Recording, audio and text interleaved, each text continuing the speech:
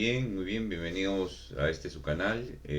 Este es un curso cerrado en realidad, algunas clases. Nosotros le llamamos pasos en este curso. Ya vamos en el paso 35 eh, del curso bíblico de crecimiento espiritual. Si tú quieres llevar de forma regular este curso, en la descripción del video voy a dejar la dirección del campus virtual del seminario para que tú puedas llevar desde el paso uno y puedas llevar la secuencia, las actividades, ganar tu insignia de acuerdo a tu progreso. ¿De acuerdo? Así que hoy día vamos a desarrollar el paso 35 en relación a, estamos haciendo un panorama bíblico, un barrido del Antiguo Testamento. Y ya estamos en los profetas mayores y menores. Esta es la segunda parte en realidad. Lo hemos dividido en dos, ya hemos dado estos 5 pasos, estamos en este quinto, con esto cerramos este bloque. Normalmente estudiamos los profetas como profetas mayores, profetas menores, y son profetas mayores no porque sean mejor o más o superiores a los menores, sino solamente es una categorización en base al volumen de sus escritos, ¿de acuerdo? Los profetas mayores son mayores porque sus libros son más voluminosos, ¿no? En cambio, los profetas menores podemos encontrar escritos hasta de un solo capítulo, ¿no? Entonces, normalmente los estudiamos así, como profetas mayores, profetas menores. Pero en este curso, ¿no? Estamos haciendo algo más amplio. Lo hemos dividido por los reinos que habían en esa época, ¿no? El reino asirio, el reino babilonio y el reino persa, ¿sí? Y en base a eso, en la división que tiene, se había dividido el pueblo de Israel en Israel, el reino del norte, y Judá, el reino del sur. Y en ambos van a haber profetas. En ambos van a haber profetas. Antes de que cayera Israel, hay profetas que advirtieron eso. En Judá de igual manera. Habían profetas que en el tiempo de Asirio también profetizaban desde Jerusalén, desde el plano, desde el sur, desde el reino del sur. En el caso de cuando viene el imperio babilonio, ¿no?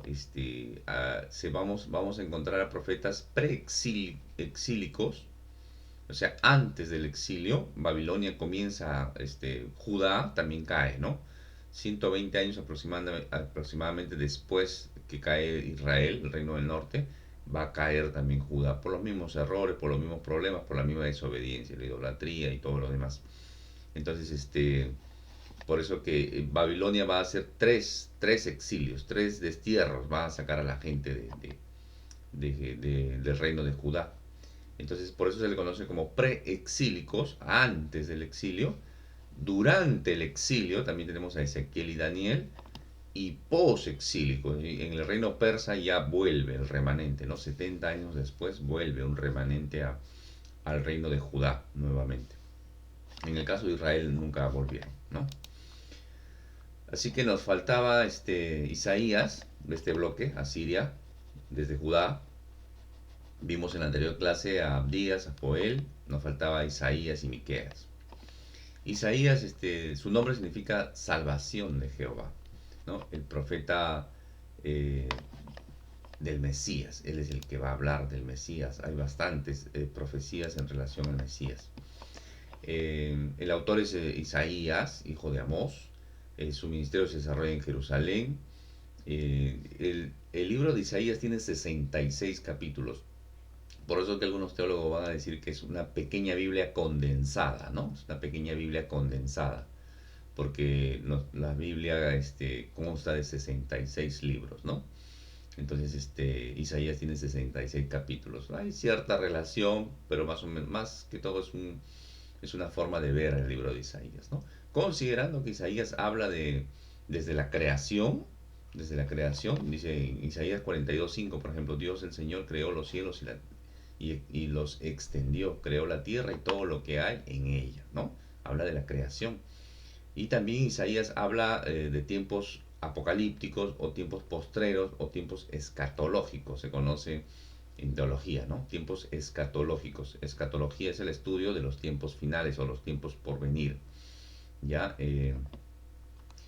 Ahí, por ejemplo, en Isaías 65:17, miren, estoy creando cielos nuevos y una tierra nueva y nadie volverá siquiera a pensar en los anteriores. Qué bonito, qué interesante. Todo el sufrimiento de esta tierra que irá quedando en el olvido, ¿no? Todo el dolor, todo el sufrimiento, la muerte, la destrucción, el pecado y todo lo malo que podamos haber sufrido o pasado, ¿no? Isaías 66, el último capítulo del 22, dice, porque como los cielos nuevos y la tierra nueva, ¿no? Isaías nos habla de tiempos futuros. Es un libro muy, muy interesante. La tradición nos cuenta que Isaías murió aserrado, ¿no? Murió aserrado por orden del rey Manasés. ¿Cómo era aserrado? Normalmente los metían como en un tronco, y los dejaban abiertos y los comenzaban a cerrar. Los comenzaban a cortar como un tronco, pero no por la mitad en forma horizontal, sino de forma vertical. Y no comenzaban por la cabeza, comenzaban de la parte inferior y los iban cerrando hacia arriba. Hermano, era un suplicio bastante terrible, ¿no? Terrible. Y no lo dice la escritura. La escritura en realidad menciona en Hebreos 11, acá lo he puesto, en Hebreos 11:37, ¿no? Acordémonos que Hebreos 11 es la galería de los héroes de la fe, ¿no? Dice, fueron apedreados, aserrados, dice acá, aserrados. Y entendemos que hace referencia al profeta Isaías, que murió aserrado por orden del rey Manasés, uno de los reyes más perversos que pudo haber tenido el reino de Judá, del reino del sur. Uno de los más perversos, de lo más terrible, de lo más idólatras. Él va a caer también por el imperio babilonio, pero es interesante, mis hermanos, que este rey se arrepiente, se arrepiente. Ese es un dato muy interesante. Este rey se arrepiente y el Señor oye su clamor y el Señor lo perdona.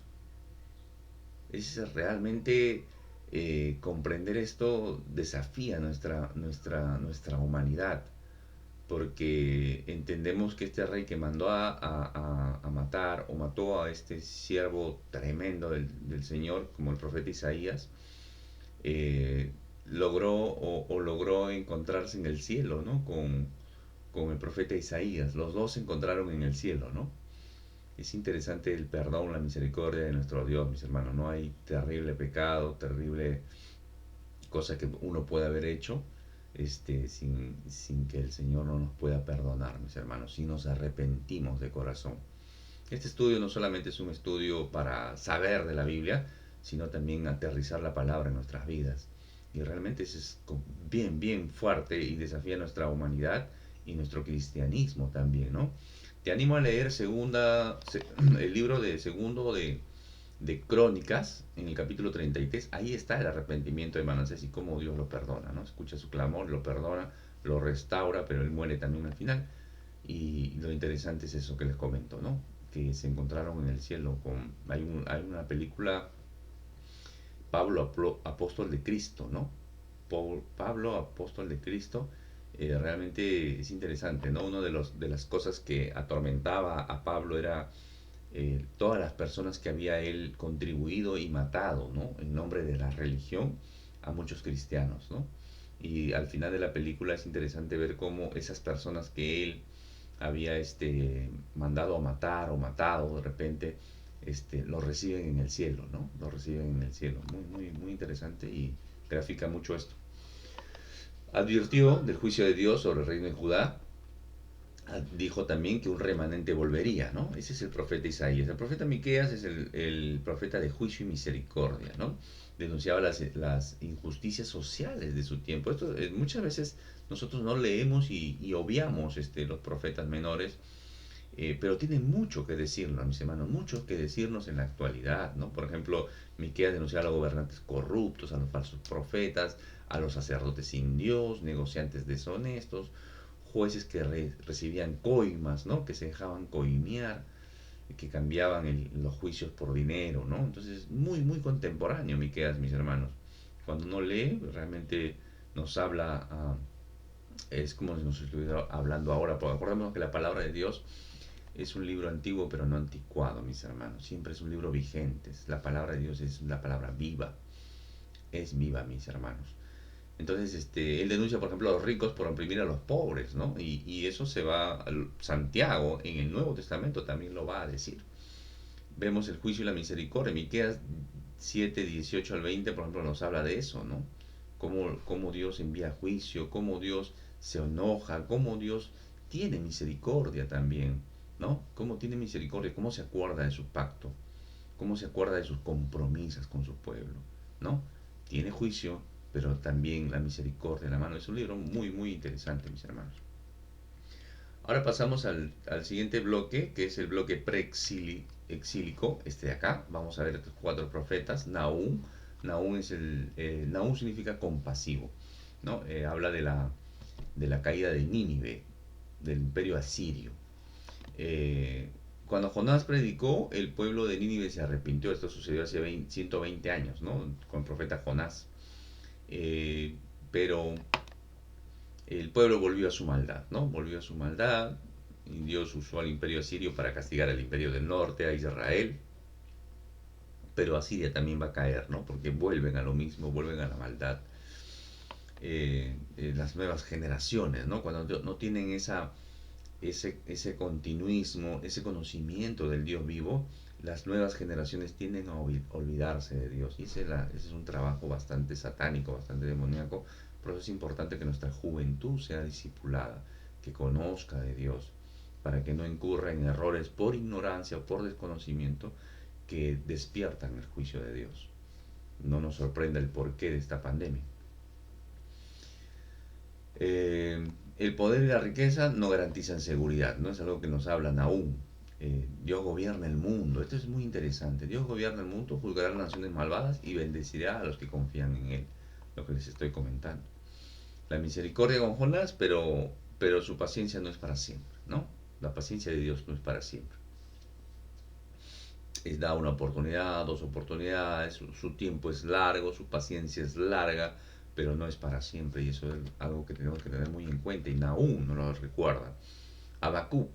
Habacuc nos enseña a vivir por fe. Es el hombre que predica sobre el pecado, pero es interesante porque el libro de Habacuc este, eh, no tanto apunta al inconverso, a los infieles o a los impíos, a los que no tienen a Cristo en su corazón, sino a los fieles, a los creyentes, ¿no? A los que confían en Dios. Y es interesante porque Habacuc tiene algunas preguntas, básicamente dos preguntas, y en eso debate o polemiza o pregunta a Dios, Señor, ¿por qué? ¿No? ¿Por qué permites esto? ¿Pero por qué lo otro? Entonces él entiende después que Dios juzgará a todos los pecadores a su tiempo. A su tiempo Dios juzga a los pecadores. Y esta expresión que él dice, ¿no? El justo por su fe vivirá, ¿no? El justo vivirá por su fe. Y es una palabra que toma el apóstol Pablo. Y el Habacuc, por ejemplo, dice, he aquí que aquel cuya alma no es recta se enorgullece, más el justo por su fe vivirá. El apóstol Pablo toma esa expresión en Romanos 1:17. También lo va a tomar en Gálatas 3:11. Hebreos, que asumimos que no tiene autor conocido, es autor anónimo en realidad. Muchos dicen que puede ser el autor el apóstol Pablo. Yo también me inclino por ahí. También lo me vuelve a mencionar. O sea, 3 veces en el Nuevo Testamento se menciona esta expresión. Martín Lutero, por ejemplo, cuando se leyó Romanos 1:17, sintió esa confrontación y él entendió muchas cosas. Y es así como nace la reforma, ¿no? Por, por la fe vivirá, ¿no? Por la fe vivirá. Es interesante lo que menciona Habacuc. Y Habacuc, como le vuelvo a repetir, habla a los creyentes, habla a los fieles, a los que confiamos en el Señor. Y a mí me llama mucho la atención este pasaje bíblico, este bloque de Habacuc que dice, aunque la higuera no florezca, ni en las vides haya frutos, aunque falte el producto del olivo, y los labrados no den mantenimiento, y las ovejas sean quitadas de la majada, y no haya vacas en los corrales, con todo yo me alegraré en Jehová, y me gozaré en el Dios de mi salvación. Jehová, el Señor, es mi fortaleza. Es interesante lo que Habacuc está diciendo. Así falte todo, hay escasez, carencia económica. Lo que está hablando acá Habacuc es de necesidades básicas, primarias, de alimento, de sustento, de provisión, de confiar en una reserva económica, ¿no? Porque ya no hay vacas, no hay ovejas.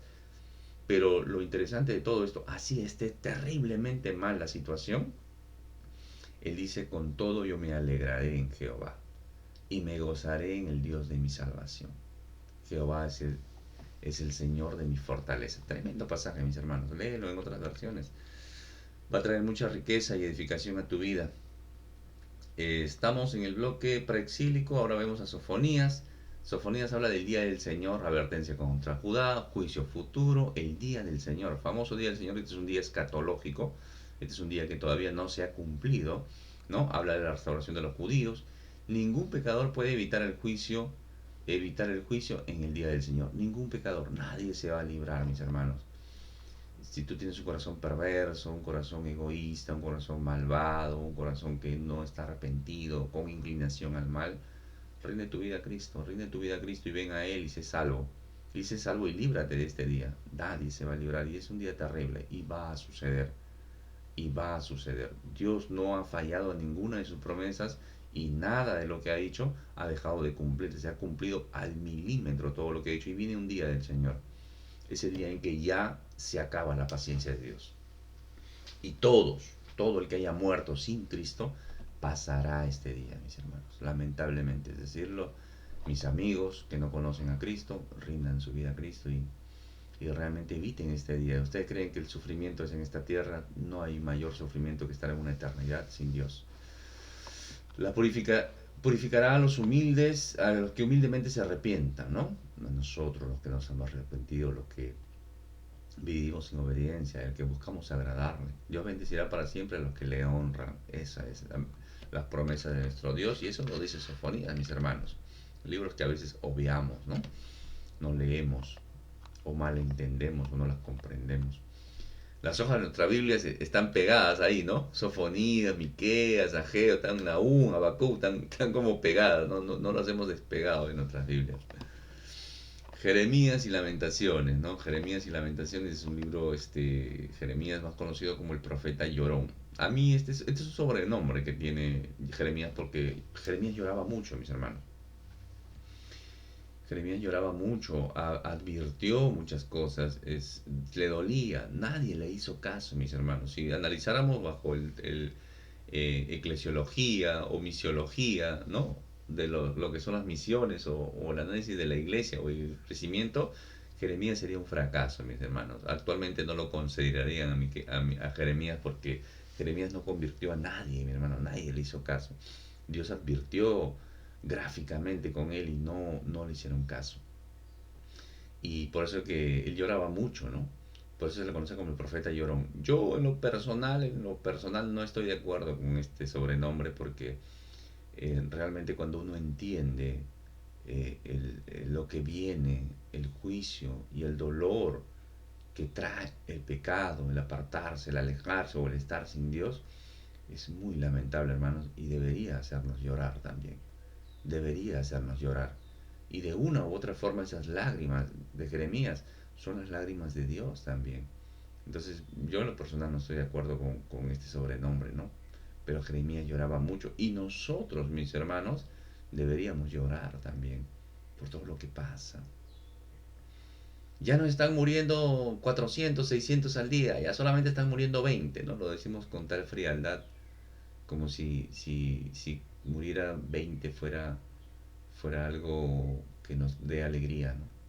Así muriera uno por día en esta pandemia, de todas maneras, y peor aún si muere sin Cristo, ¿no?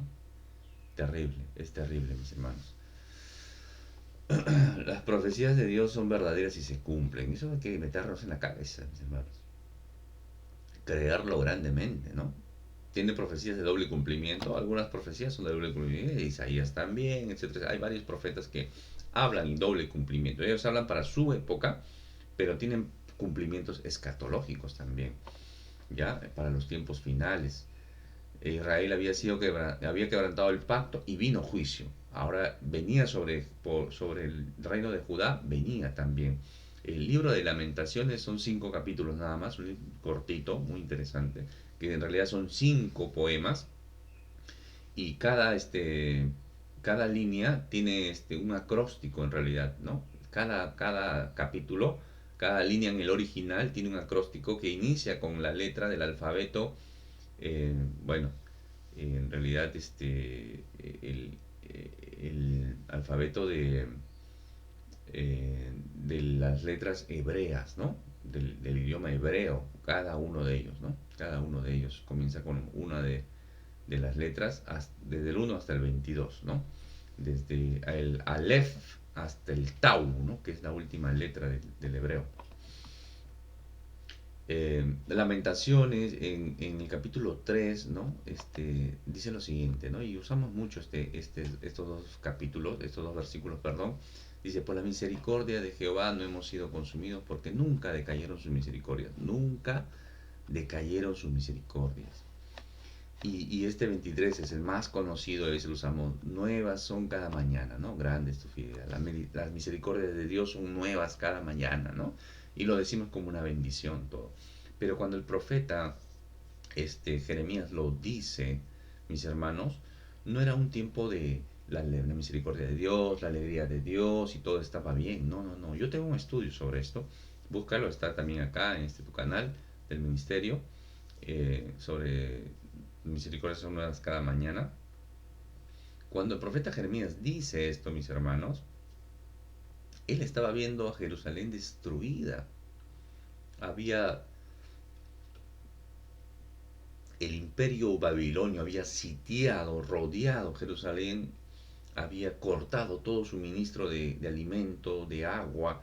Entonces la gente adentro, mis hermanos, se estaban comiendo los bebés. Se estaban comiendo los bebés. Se comían a las criaturas. Estaban en esa desesperación. Era un tiempo muy terrible, mis hermanos. Muy, muy terrible. Y es interesante, mis hermanos, porque el Señor había advertido de eso. Y lo había advertido en el Deuteronomio, ¿no? Entonces es algo que se cumple no porque Dios sea malo, mis hermanos. Dios no cambia. O estás del lado de la bendición de Dios o estás del lado de las maldiciones. Pero Dios es el mismo. Somos nosotros los que nos ponemos en determinado lugar. Cuando decidimos tomar ese camino de muerte, y vienen las consecuencias de nuestro pecado. Y cuando estamos en ese lado, le echamos la culpa a Dios, cuando somos nosotros los que nos hemos abandonado, nos hemos alejado o no estamos en Cristo. Pero si estamos sin obediencia, estamos en las bendiciones de Dios. Así tengamos sufrimiento, así tengamos dolor, traiciones, etcétera, etcétera. Estamos bajo la bendición de Dios. Y Dios es fiel, mis hermanos. Eso es lo que había pasado al pueblo de Israel, de Judá en este caso. Entonces, eso es lo que está viendo. Es un cuadro terrible, mis hermanos. Criaturas estrelladas contra las rocas, mujeres... Es un desastre todo Jerusalén. Y es ahí cuando Jeremías dice, ¿no? En medio de tantos muertos tirados, ¿no? Muertos tirados, terriblemente, ¿no? Degollados, masacrados. ¿Y qué dice el profeta? Nunca decayeron la misericordia de Dios. Todos están muertos, ¿no? Está viendo la muerte en su paso. Pero él dice, nuevas son cada mañana. Grande es la fidelidad de Dios. ¿Por qué? Porque en medio de tanta muerte, él estaba vivo. En medio de tanta muerte, por ahí había alguien malherido. Y esa es la misericordia de Dios. ¿Por qué? Porque es la misericordia de Dios que hay alguien que podría sobrevivir, él estaba caminando, él estaba viendo el cuadro terrible. ¿Por qué es fiel Dios? ¿Por qué es misericordioso? Porque todos deberían haber estado muertos. Todos deberían estar muertos. Es más, igual nosotros, al igual que el profeta Jeremías, cuando nosotros nos vemos, mis hermanos, toda la humanidad debería estar muerta porque todos estamos en pecado, todos hemos sido condenados a una muerte terrible. Y no solamente la muerte en este tiempo, sino una muerte eterna, lo que se conoce como la segunda muerte, estar en un lugar terrible, fuera de Dios. Pero nosotros, al igual que el profeta Jeremías, decimos, grande es la fidelidad de Dios. Te animo a leer Romanos 9, mi hermano. Lee Romanos 9. Y si tú recién estás entendiendo esto, ríndele tu vida a Cristo. Arrepiéntete. Ven a Cristo. Y comienza a disfrutar las bendiciones de Dios. No te prometo que tus problemas se van a ir, pero vas a tener paz. La paz que no te la da el mundo, que solamente Cristo te puede dar. Que vas a tener gozo, que vas a tener amor, que vas a tener fe. Que tu corazón va a ser cambiado, vas a ser bueno. Vas a ser amable. Tus emociones van a ser también transformadas. Vas a ser paciente. Vas a tener dominio propio. Templanza. Y fe. Y fe. Muy bien, entramos ahora a los profetas del exilio. Ellos son dos, Ezequiel y Daniel. Dentro de los tres exilios, ¿no? Las tres deportaciones que hay de Babilonia, de parte de Babilonia al reino de Judá. En el primero se va a Danielito, ¿no? Un joven Danielito, 16, 17 años. Ezequiel es llevado en la tercera deportación es llevado Daniel. Ya aproximadamente con Daniel, son contemporáneos con Ezequiel y Daniel, son contemporáneos, pero ya Ezequiel es llevado más o menos de 25 años, ¿no? Él habla del atalaya, ¿no? Habla del atalaya, es como un torreón, ¿no? Es como un vigía. El atalaya es el lugar alto, es el torreón. Y el que está en el torreón es el vigía, ¿no? El centinela. De eso habla Ezequiel, ¿no? Ezequiel nos habla de que cada persona es responsable ante Dios. Cada persona es responsable ante Dios. Y por lo general el hombre es irresponsable.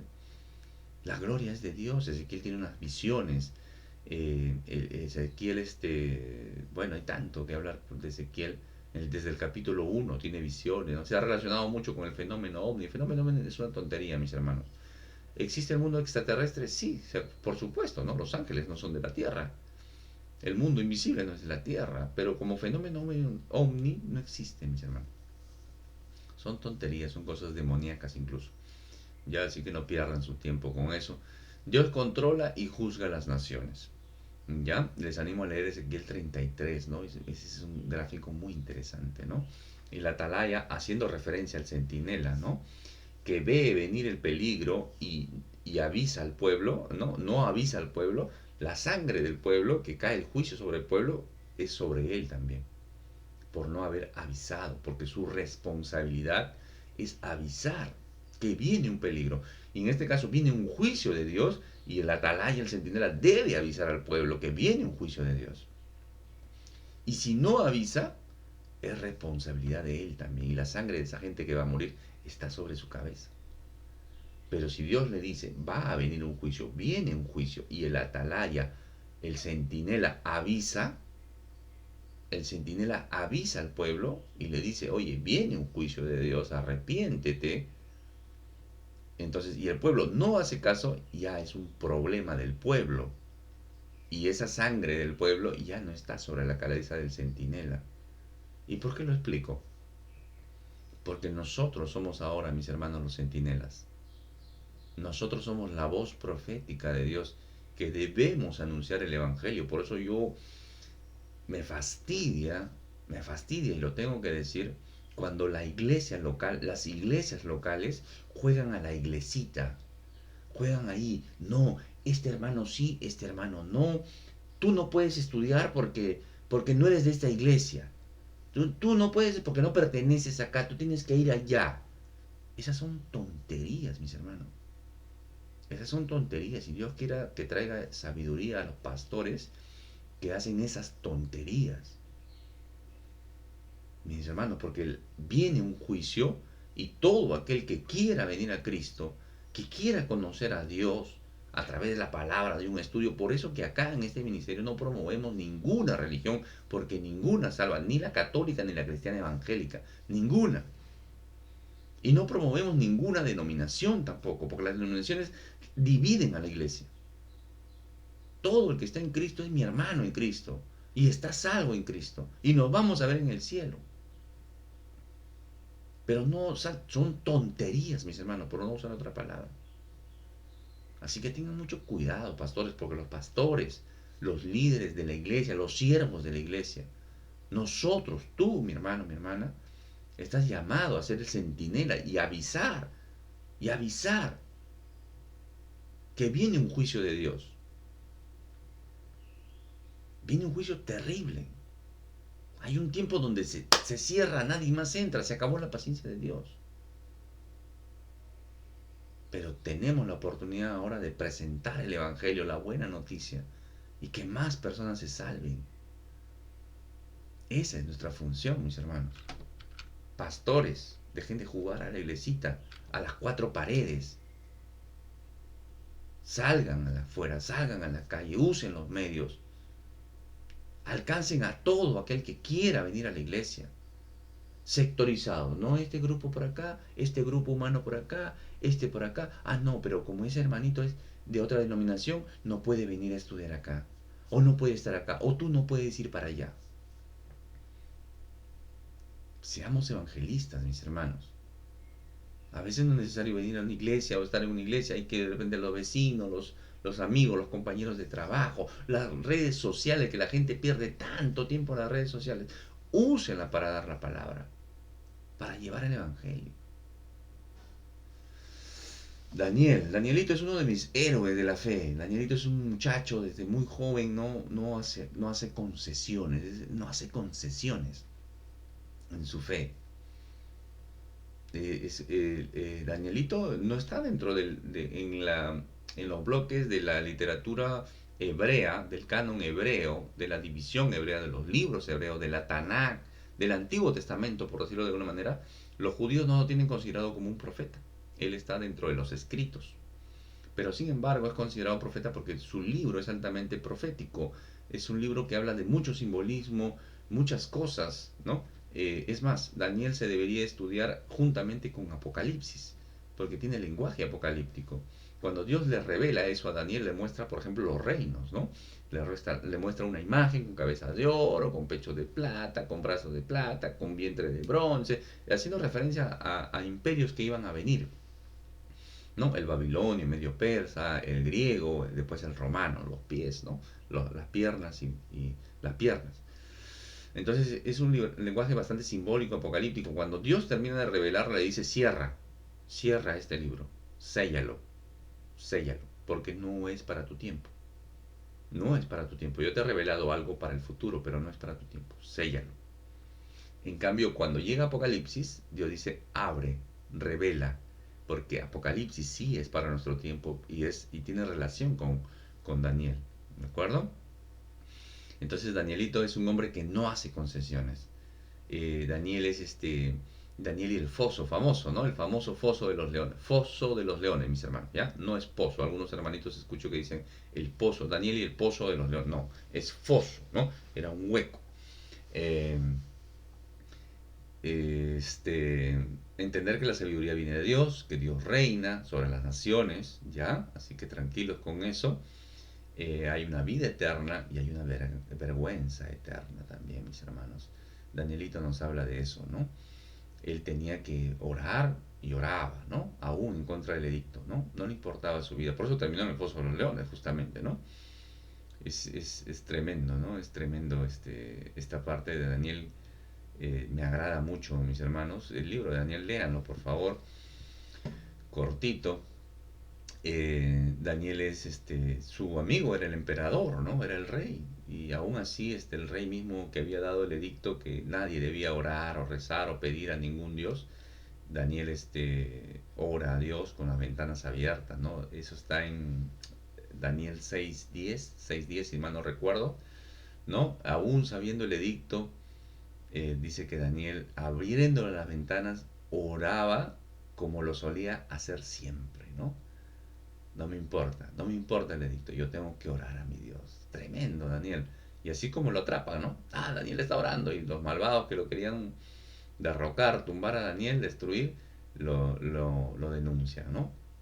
Y el rey, que era su amigo, no podía hacer nada en eso, porque las leyes en Media y en Persia, mis hermanos, cuando un rey firmaba un edicto, nadie lo podía derogar ese edicto. Nadie. Ni el mismo rey que lo firmaba. Así eran las leyes en Media y Persia. Así de terrible era, mis hermanos. Así era. Lo que el rey decía se hacía y ni él mismo podía derogar esa ley. Y el rey, bueno, le dice, ¿no? Cuando lo sueltan en el foso, le dice Daniel, el Dios tuyo, ¿no? Él te libre, ¿no? Él te libre. Y Dios lo ponen a Daniel, cierran el foso, lo sellan para que nadie lo abra. Entonces Daniel pasa ahí, pasa en el foso. Y al día siguiente el rey no podía dormir, dice la palabra, mi hermano, léelo. Métete en la historia, disfruta la palabra. Y dice que el rey no podía dormir.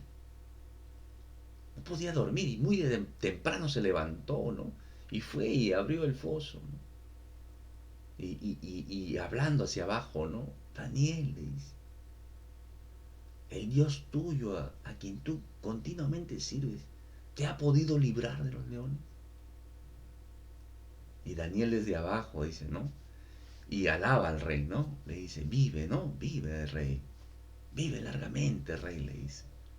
Así es, le dice, ¿no? Mi Dios, a quien continuamente sirvo, a quien continuamente sirvo,